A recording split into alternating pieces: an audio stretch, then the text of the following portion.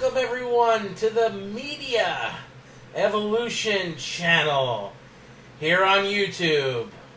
I am your host, Earball, and I'm going to be doing a recap of last night's pay-per-view for WWE's Hell in a Cell. Alright, well, we're going to get right into it here, and we're going to start with the pre-show events that happened. And it wasn't nothing crazy, not nothing we didn't expect, with maybe the exception of the Daniel Bryan and the Perfect 10 having a little chit-chat, Ty Dillinger in the back locker room area. But we did get a match. We had Gable and Shelton Benjamin against the Hype Bros. I guess we needed a starter match to get the crowd kind of at their seats. But this really didn't live up to much of anything. It was kind of a given, that Chad Gable and Shelton Benjamin were going to win. The Hype Bros are definitely on a downward spiral, most likely to breaking up. I am against it, like most podcasters are, and even fans, because what the hell is WWE doing in the tag team division? We don't have a lot of good, either in the spotlight tag teams or tag teams in general. I'm hoping to see, them bring up the Authors of Pain to the main roster, because they're a legit tag team, even though they're green. And maybe even like one or two more NXT tag teams brought up. But that's not after bringing in more talent so that you don't totally deplete NXT either. We need more tag teams. SmackDown... We got two that are on TV all the time, and that is the whoever the champs are, which would be either the Usos or the New Day, and whoever's going against them, which is each other, because they're feuding for the past several months. So breaking up the Hype Bros is stupid, in my opinion. I guess WWE always feels fit that it's better to have less tag teams than more tag teams, because this has been something that this company has always done. Since I started watching anyway, back in the 80s, they just break up tag teams. It's more predominant now that they break them up, as opposed to breaking them up back in the day. They definitely broke up less back then, and they even put other tag teams together for long stints, especially veteran wrestlers, which is something I want to see more of. I think guys should be brought together at the towards the end of their careers, so that not as much is put on their bodies on the standpoint of performing in these grueling matches. Because as a tag team, even though there's a lot of spots that are done in tag teams that look grotesque and very overall violent to the human body, it's not as bad when you have a partner to help you lift up somebody else, or to do a maneuver with that takes two people. It's less stress on the physicality side of pro wrestling. And to be honest, some tag teams can really gel well together, both the partners and even their opponents. So look at what the New Day and the Usos are doing. We can see those tag teams fight forever for all I care, and I know a lot of the fans feel the same way. So the Hype Bros definitely peaked in NXT. They have not done jack anything up here on the main roster. They, I guess, want to push Mojo Rawley more into the mid card, because that's where he would go. If you think that he is a heavyweight contender, you are sadly mistaken. And if you're a big fan of Mojo Rawley, there's nothing wrong with that. The guy's an ex-football player. He's definitely athletic. He kind of looks goofy to me, but that could be part of his gimmick. In just being a goofball, like a human jackass in the locker room. So they're portraying that the same here at WWE. And I meant locker room as in his football days. They also, I think, have insight on pushing him. This is me hypothetically thinking here, is to suck in Rob Gronkowski. Gronkowski is definitely an entertainer at heart. That guy, as athletic as he is and how big he is in the NFL, knows that his days are limited in the NFL, and we all know the NFL is not for long. Yeah, a lot of people call it the no fun league. Well, it can definitely be no fun league, but it's definitely a not for long league because we can see the injuries just pile up, and you can't keep going. Where wrestling, as much of a pain in the ass as people think it is, having 300 days out of the year you're traveling, it's still better off on your body than pro football. So I mean, Gronkowski could come to the WWE eventually. That could happen to where on a full-time basis they hire him, whether it's to color commentary or to have some other activity in back. People like Gronk. Gronk is a fun dude. He definitely looks like the atmosphere of the party when he's around. Those two can make matches together as friends in a tag team in the future. So don't be surprised if that's not part of the long-term goal of WWE with Mojo Rawley. So anyway, we get back to the match. A couple little spots here, nothing really crazy to go about. There was right before the end of the match, there's once again miscommunication between the Hype Bros, and next thing you know, Shelton Benjamin puts his maneuver up on Zack Ryder and gets the pin, and Chad Gable and Shelton Benjamin go over the Hype Bros. Both teams are in totally different spots. You got one team on the way up and another team on the way down. So we'll see where they go with Benjamin and Chad Gable. I don't think that team is even for long to last a really long amount of time. I see Shelton Benjamin being pushed back into singles competition, even though he could definitely perk up his being a tag team partner with Chad Gable because Gable's young. But Gable can shine on his own too. We've seen him in singles matches, and the kid has immense talent. And he's young. He's just got to learn more of the entertaining part of the business, but he's got the wrestling part down. And we all know what Shelton Benjamin's capable of, and I think that him being in a singles competition as a heel is needed because we need more traditional heels in the company, and he can definitely do that because he's done it before. And we all know what he's capable of. So, plus he can help build up the newer next generation talent because he's getting towards, he's pushing 40 as well. A lot of these wrestlers that are pushing 40 need to start thinking of their futures. Not only like John Cena thinking of retirement and what he's going to do after WWE, but also helping out the company, which is provided for them for all these years, boost up its future talent so that the company can keep pushing forward with decent wrestlers. And then we kick off the actual... Oh, I'm sorry. We don't kick off the event. Then we see that back locker room thing with Daniel Bryan and the Perfect 10 Ty Dillinger, which was basically just like a spot for Daniel Bryan to do his typical shtick where he's getting really loud and obnoxious with his chants, but instead of him doing his yes chant, Ty Dillinger is doing the yes chant, and Daniel Bryan is doing the 10 chant. So just the kind of thing where you get to see their chants and Daniel Bryan interact a little bit, because we all know the fans love Daniel Bryan, and Daniel Bryan is, funnily, the most over wrestler who's not even active on the entire roster for all three brands. Nobody is more over than Daniel Bryan, and if you don't believe me, go back and watch every SmackDown Live that he comes out after his music is hit the first time of the night. He gets the largest pops, period. So that we winds up getting that little stint where Ty Dillinger basically convinces Daniel Bryan to let him be into the U.S. title match and become a triple threat, which a lot of the podcasters have been talking about that for a while. And the reason why I throw that in here is I listen to other podcasters. You'd be stupid not to. If you're going to do a podcast, you should listen to what the other people that are in your category are talking about. And predominantly all of them have said, triple threat match here. Why isn't it a triple threat match? What the hell are they doing? It didn't matter either way, to be honest.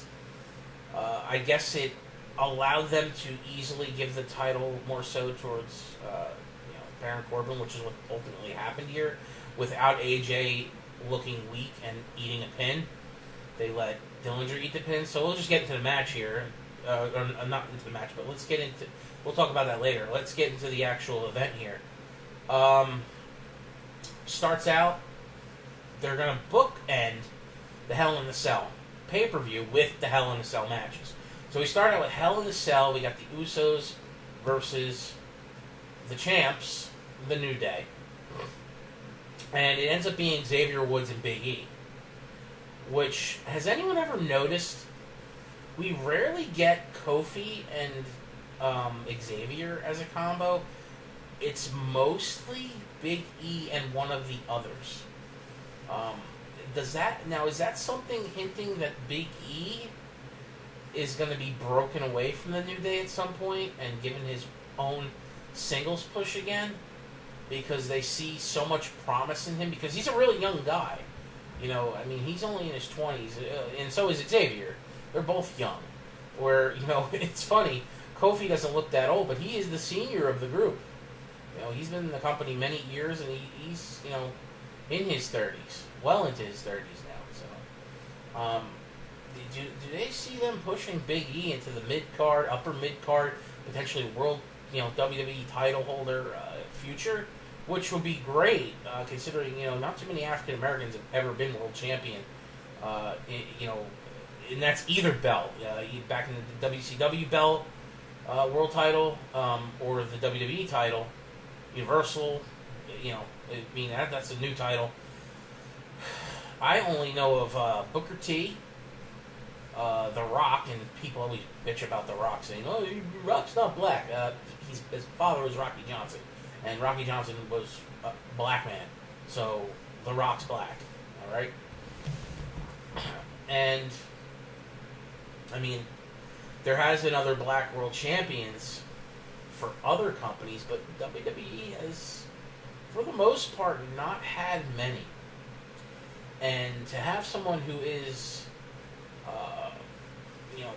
predominantly of, that ethnic descent could help with their catching of maybe more black black fans for the WWE. Not to say that there's not enough people of that ethnic background watching, because we see when they pan out to the crowds, they're there.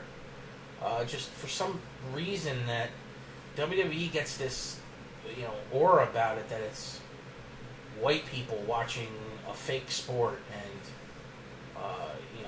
just a bunch of idiots. And I personally resent that. I think it's just a fallacy and obnoxious. But once again, those are critics that don't understand pro wrestling and never will. So don't care about them that much. But this match was phenomenal. Everyone hyped it up. We all knew it was going to be good. It lived up in my books to being the match of the night. Not to say there wasn't other good matches, but it definitely was the best match on the card. And it got the place, chanting "This is awesome" a little too quick. I think the crowd was just itching to have a good pay-per-view, and they got involved, fast and furious with this match. Some of the, the interactions between the wrestlers, doing, circus stunts inside the Hell in a Cell, using all sorts of weapons and move spots and stuff like that. Just it was amazing to watch these guys work. They gel so well together. And a lot of that is to the benefit of the fact that all these guys are super athletic. Even though Big E is, a friggin' brick shithouse, he's extremely athletic. And we all know what the Usos can do. We all know what Kofi can do. And even Xavier Woods, make fun of the guy for being a video game, dork and, super smart, college graduate, just a nerd all around. The dude is an athlete, so he's a physical specimen, just a crazy student. The guy that's honed in on intelligence and athleticism, and that to me, personally, I'd push him too in the singles category at some point. Don't know if he'll ever get to the world titles, but IC title definitely, US title definitely. I mean, I think Xavier Woods would be great. I would use him though as a heel. I know he's not a heel. They're baby faces, but definitely Xavier Woods as a bad guy, as a title holder, I see it 110%. But that might not come until actually, they decide to break up this New Day experiment, which is, leaps and bounds lived up to its potential. And I'm really happy for those guys.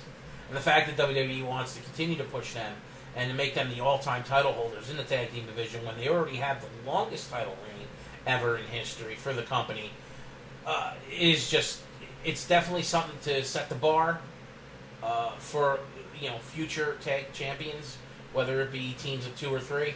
Which, speaking of 3, can we get more 3-man teams? I mean, we got 2 of them right now, right? Like, we've got the New Day and Sanity.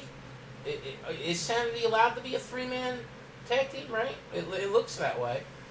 Well, can we get some more? I mean, I personally would love that. Hell, they had an opportunity back in a couple of years ago to do that with the Shield, and they didn't do it. Where they could be a 3-man tag team to where those guys, because they had the belts, but Dean had the U.S. title, so it was just Roman and Seth always defending. But why didn't they do a 3-man? I don't know. I personally would go with more 3-man teams. I think it's better. It helps out the wrestlers.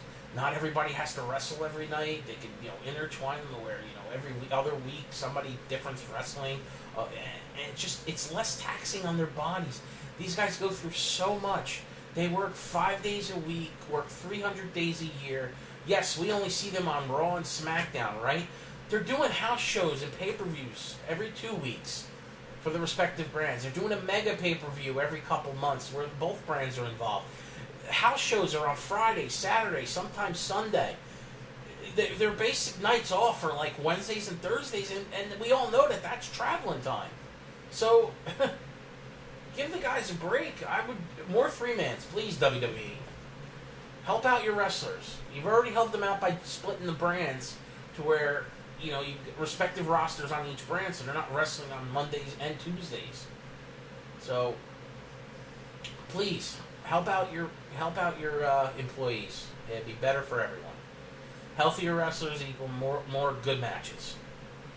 Back to the match. We have new tag team champions.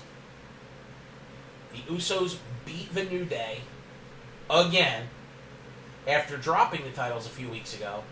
So they're definitely, the WWE's going with that hot potato championship thing that Vince talks about. He's in hot potato mode, and it's been mentioned by the Road Dogg and a couple other people in the back through different lines of communication with other people in the business. It's hot potato mode. Well, the hot potato mode in this instance is helping propel the Usos and the New Day into a category where they will be Hall of Famers definitely as tag units. Not to mention eventually, well, except for the Usos, I don't think they'll ever be singles competitors, which is fine. They're twin brothers anyway. Let them be one of the best tag teams of all time. But where when they break up, Big E spawn him off of the singles again, and probably Xavier Woods, and then Kofi retires. But both of these stables will be future Hall of Fame stables, just by what they're doing here with these guys, and it's going to catapult the New Day into being the most all-time title holders of the tag team titles in WWE, period. End of story. So, this feud's not over. After this great match, it's going to be hard to have a better match than this. I don't know where they can go that way, but they give us great matches regardless, even if you take the stipulations of Hell in a Cell away or no holds barred. I mean, I don't know where they can go. I don't know what stipulations they can go to have another match other than just a standard match for the titles. But we know there'll be probably a rematch clause initiated on Tuesday, and we'll see where it goes from there. But let them keep fighting because they're both great, and that's it. I just really would like to see other teams get involved. Just to try to bring up the tag team division. I know it's been talked about that these other tag teams are trying to set the standard for other teams to rise up and to be of the level of these two teams, but these two teams are so ahead of everybody. I mean, if you break down even the tag teams on Raw and combine them with SmackDown, they'll make it one big division. The best tag teams on Raw, one's injured because Jeff Hardy will be out for a while, but they're at the twilights of their career. The Bar and Rollins and Ambrose are four guys that are on their prospective tag teams that are all singles competitors. We all know they are, but they've combined them into really strong tag, team groups at the moment. And then you got the Good Brothers. They're a really good tag team too. So Raw has four solid tag teams, all championship material in my opinion, which some have been and some haven't. Yeah, they all have been. I'm sorry. The notoriety is well established with all of those wrestlers. And then you've got Chad Gable and Shelton Benjamin. I would put underneath all those teams as for talent. And then you got maybe the Authors of Pain and Sanity under them. And then you've got everyone else. Unfortunately, Breezango, as funny as they are, they're at the bottom. The Hype Bros are about to break up. The two cousins from Puerto Rico, the Shining Stars, they're out with injury. No one cares about them anyway. Am I forgetting anyone else?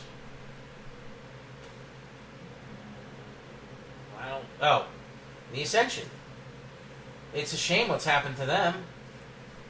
On NXT, they were like the next generation Road Warriors, or any type of old school team that came out with the face paint and all the attachments on their bodies to make them look like badasses, and they were pretty much unstoppable in NXT. But go back and look at the NXT teams that they fought back then. The NXT tag team division is a lot stronger now than it was when the Ascension was tag team title holders. Not saying that they didn't get some good matches there, but there weren't as many good tag teams. There's definitely more tag teams in NXT now that are worth a damn as opposed to back then.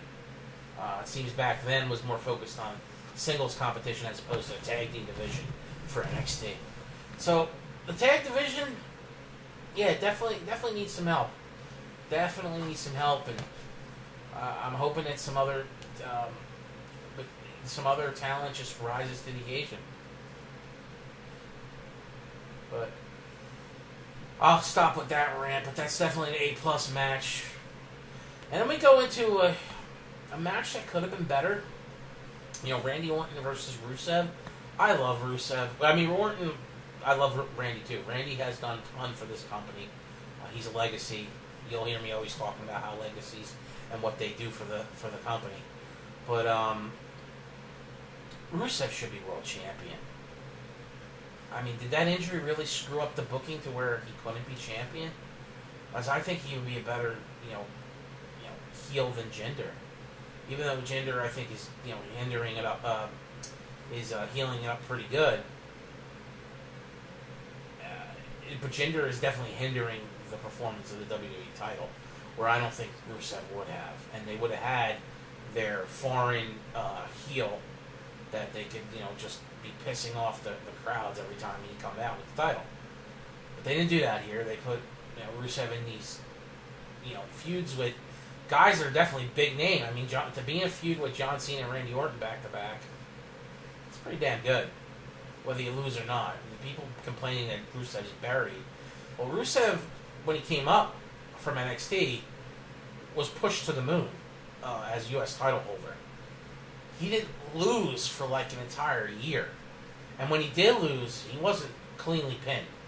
Matter of fact, if you go back and look at all his losses, go online and see how many losses he has totally accumulated since coming to the main roster.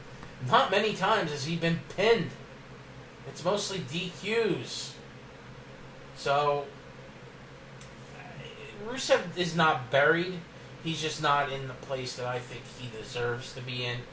But that's, once again, my opinion. I think Rusev is awesome. He could be a lot. And they're holding him back. And I don't know why they're holding him back.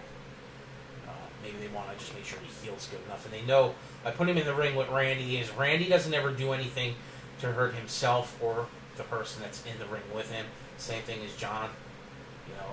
Cena and Randy are those type of wrestlers that can put on really good matches, and you don't have to ever worry about them risking too much to hurt not only themselves but their other competitor. Where some other wrestlers, as great as they can put on performances, and we love it for all the spots and stuff, look at how many times certain wrestlers injure themselves or injure the other competitor. That matters in the locker room. People don't realize that. The wrestlers talk about that stuff, and the management talk about that stuff. Why do you think The Miz is so freaking loved? He's never hurt. He doesn't hurt anyone. He sells everything correctly. He's a chicken shit heel perfectly. He's paid his dues over and over again. So, you guys don't realize it. So stop complaining. Anyway, this match ended after a few minutes where RKO out of nowhere. The RKO is billed as it's a knockout punch, so the minute it's hit, it's game over, and it can be done out of nowhere. That's just how they sell it. That's always going to be how they sell it from here on out. Well, Rusev definitely did some things in this match where I thought he was going to win, but it just turned out it didn't go that way. It's really a shame. I don't know where they go with either one of these guys from here, but I'm hoping that this feud's over. Give it maybe 10% chance that they continue it. I don't know. Well, maybe 20.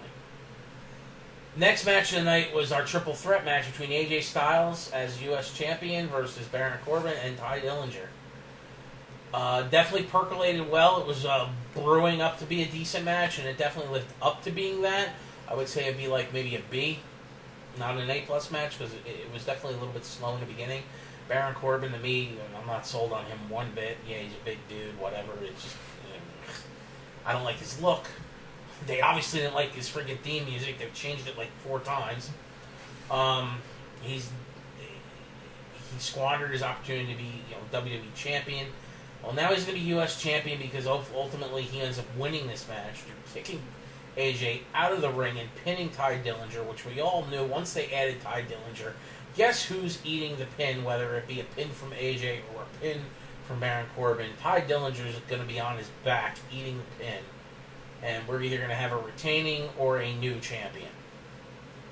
Well, we got the latter. We got a new champion after AJ hits the phenomenal forearm after about a 15-20 minute, grueling triple threat match. Nothing crazy, but definitely a good match. He hits it on Ty Dillinger, who almost won the title. He was really close. But, the phenomenal forearm knocks out Ty Dillinger, and then Baron Corbin sneaks back in and punts AJ outside of the match, or the ring, and pins Ty Dillinger after Ty got knocked out by the phenomenal forearm. This feud between Baron Corbin, Ty Dillinger, and AJ Styles is not over. This will continue most likely on Tuesday and probably weeks after.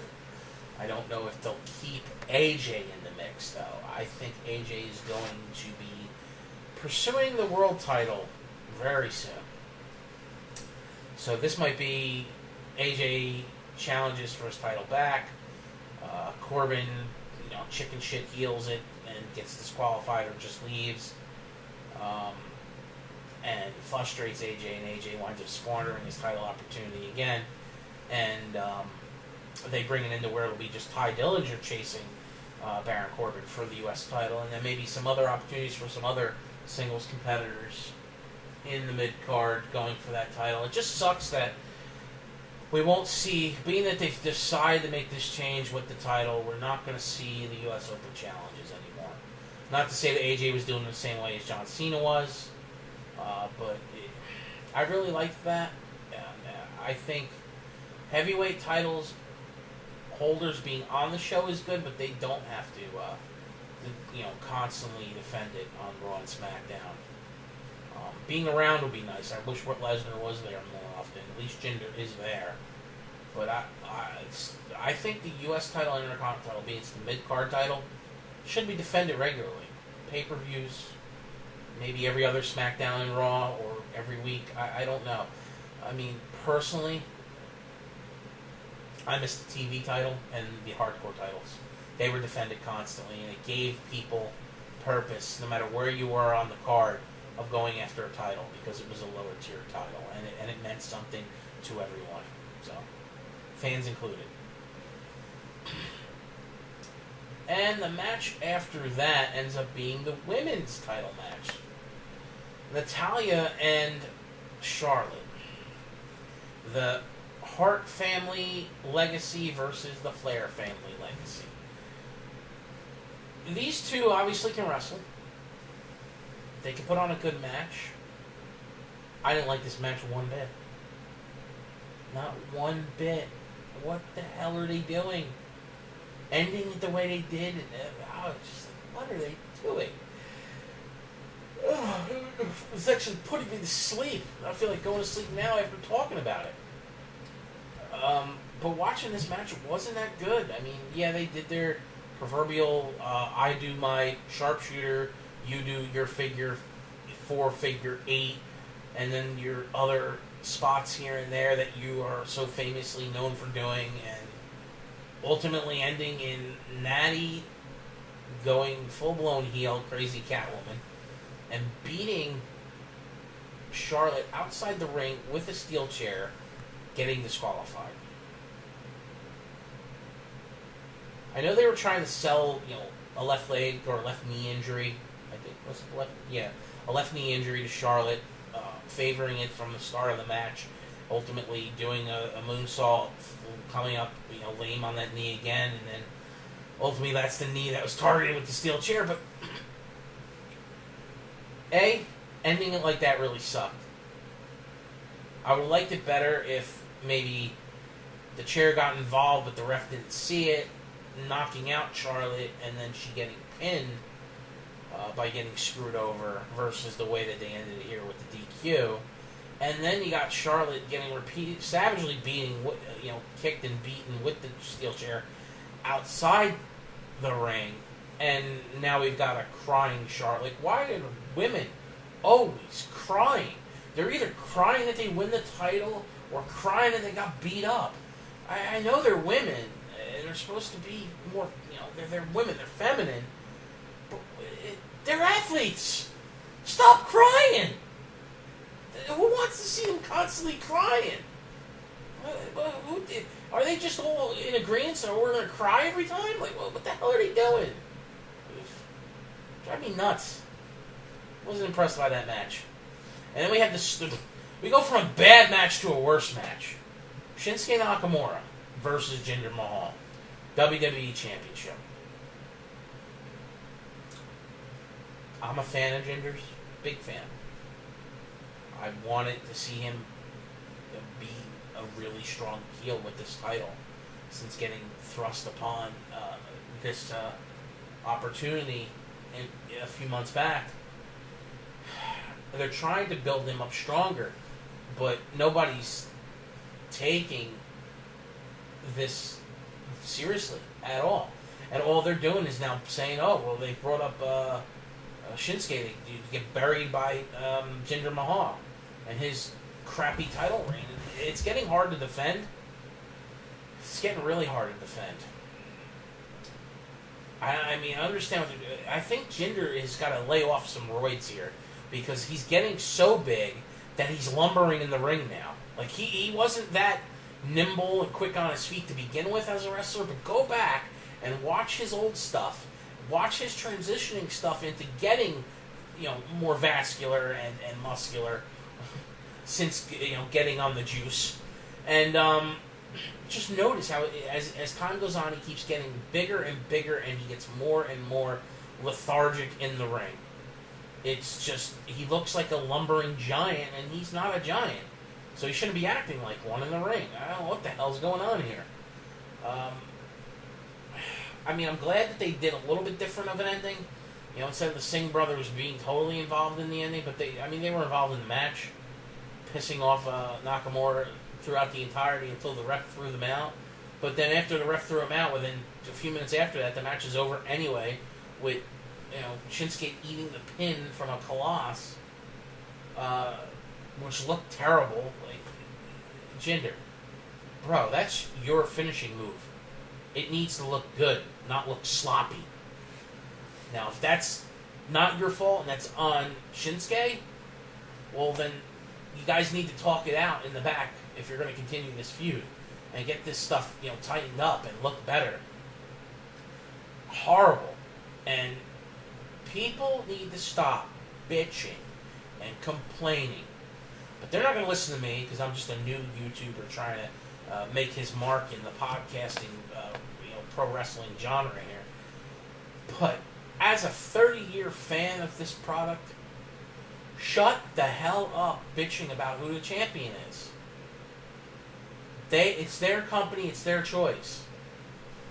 Jinder's the champion, and they're doing their best to try to build him up to make him more legit by having him beat other competitors like the names he's beaten these past several months.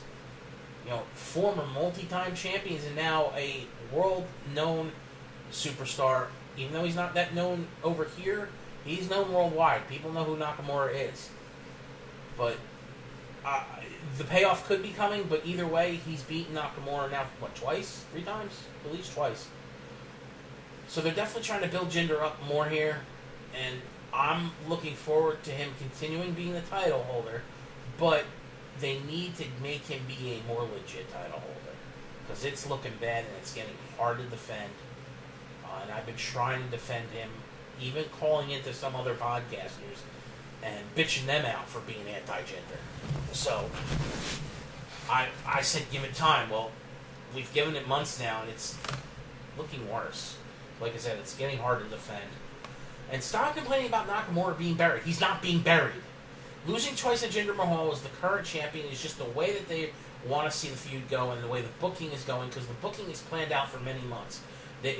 As far as we know, rumor has it, he's going to be champion until WrestleMania when he drops it. So it could also be why Nakamura's losing. And wouldn't be surprised if AJ is one of the next, which is what I was trying to segue into earlier, is AJ is one of the next opponents and loses to Jinder as well. So that wouldn't shock me at all that they're going that way. It also wouldn't shock me if they give the title to AJ, because then maybe we can get AJ versus Nakamura at WrestleMania, which those two have such good chemistry. Their matches in New Japan Pro Wrestling were just 5-star ridiculous. So that's another thing that people don't get. Jinder and Nakamura don't really know each other. They can't make a baby in the friggin' ring. You know, there's no perfection there. It looks sloppy. It is sloppy. It's just, they don't gel at all. Sometimes it takes both performers to work really good together. Why do you think Sami Zayn and Kevin Owens work so well together? Because they've been fighting each other for freaking 15 years. Nakamura has had a phenomenal year. It's taken that from AJ. Sorry, AJ. But look at what Nakamura's done over the past 12 months. We'll even go a little further than that, 16 months, from NXT to the main roster. Yes, losing twice to Jinder, but Jinder's the current champion, and they don't want to give Nakamura the belt just yet. Okay, fine. But look who he beat to get into that position. Randy Orton, John Cena. Hello? What are those two guys, chopped liver? No, future Hall of Famers. So, smart marks, shut up. Anyway, now you know how I feel on that. We'll go to the next match. Mr. Glorious himself, Bobby Roode, making his main roster pay-per-view appearance, and Dolph Ziggler challenging him a couple weeks back by making fun of his entrance. I mean, it started out with him making fun of several entrances, but we all know that he was talking about Bobby Roode. Because Bobby Roode has the most obnoxious entrance out of pretty much anyone. Which is, why isn't Bobby Roode a heel? My big question here, because his entrance is more for a heel. It reminds me of a Mr. Perfect style, or even like the narcissist Lex Luger type of entrance. And yet Bobby Roode's a babyface because the smart marks want to be Mr. WWE karaoke 24/7. Yeah, you look real cool there, buddy. Good job. Ziggler's probably on his way out of the company, which really sucks.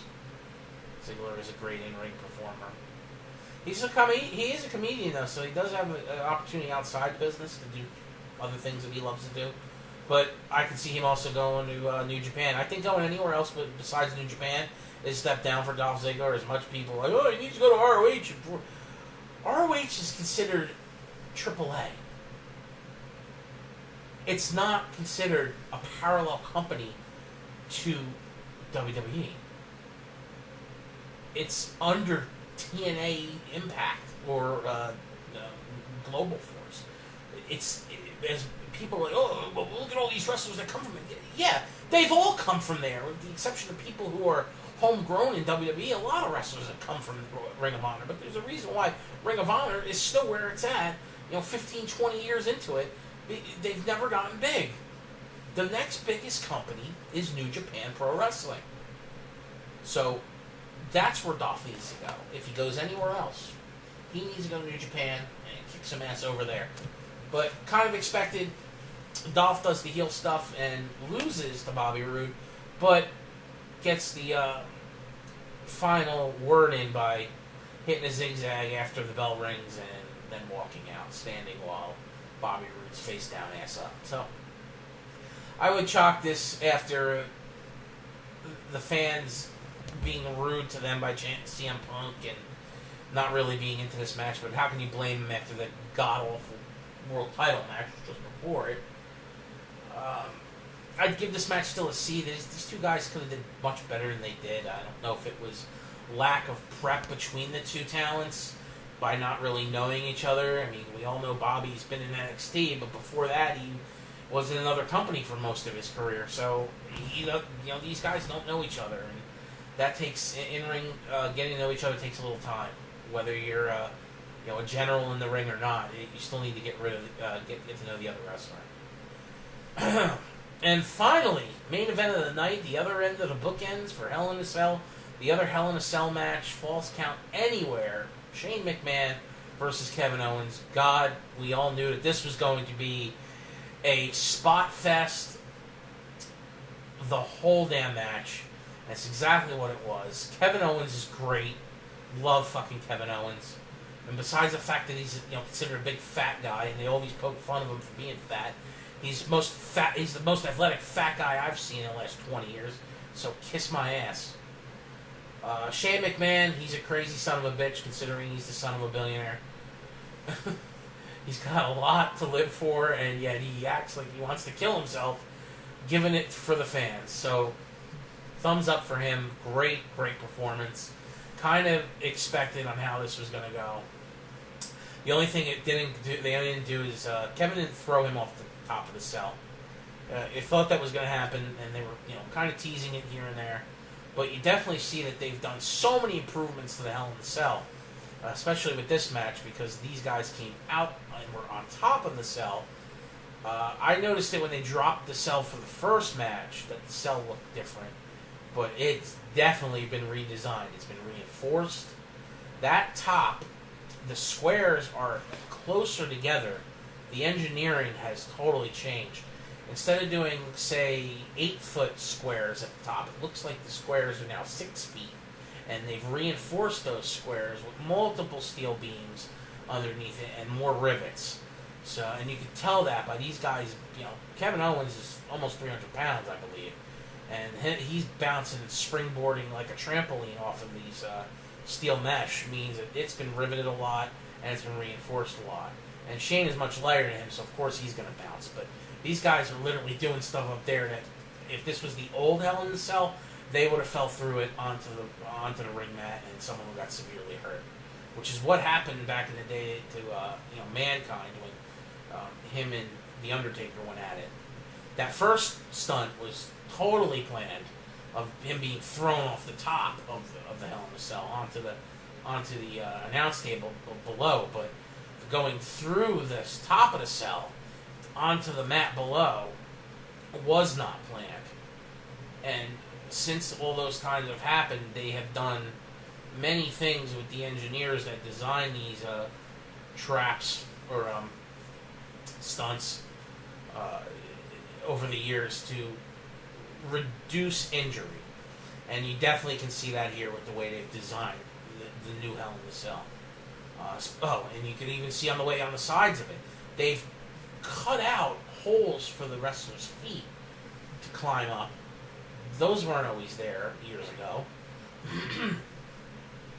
And they've even changed the overall size of the Hell in a Cell as well. So, kudos to WWE with looking out for its performers. Even though I cringe always watching this match. I fear for these guys really getting hurt. Because no one wants to see these guys severely hurt. Whether it's Shane or Kevin Owens, whether you like them or not. A hurt Kevin Owens hurts the product because he won't be on TV for X amount of months. Now, Shane getting hurt won't be as much because he's acting commissioner and he really isn't a wrestling performer. Even though we know he loves to get into the ring and go at it with some of these guys. But it's just, you don't want to see anybody get hurt. And I don't want to see, whether it's good for ratings or not. And I know it's an entertainment company. I just don't want to see anyone get hurt. I really wish they'd stop these matches, but whatever, it is what it is.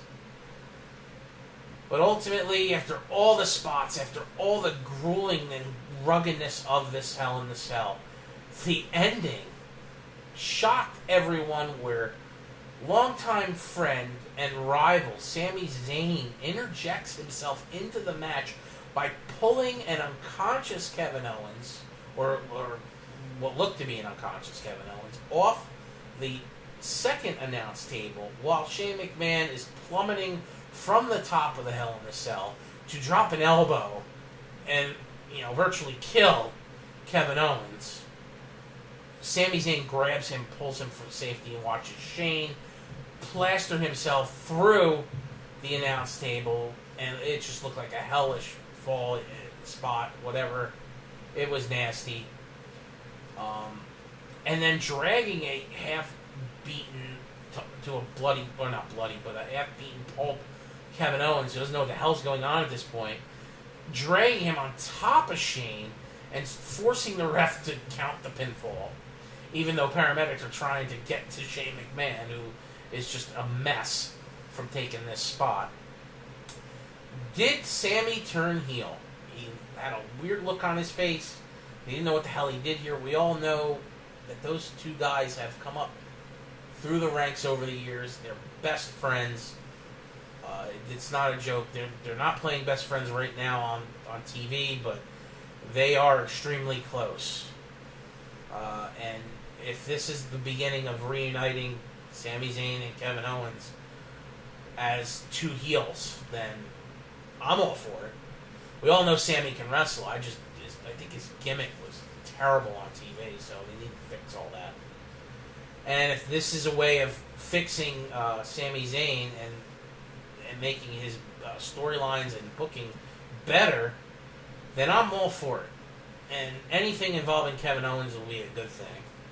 And the fact now that it still involves the McMahons, by having this whole feud morph into what it's going to morph into, we could see a really, really long and big feud between the two best friends and the McMahon hierarchy for months to come.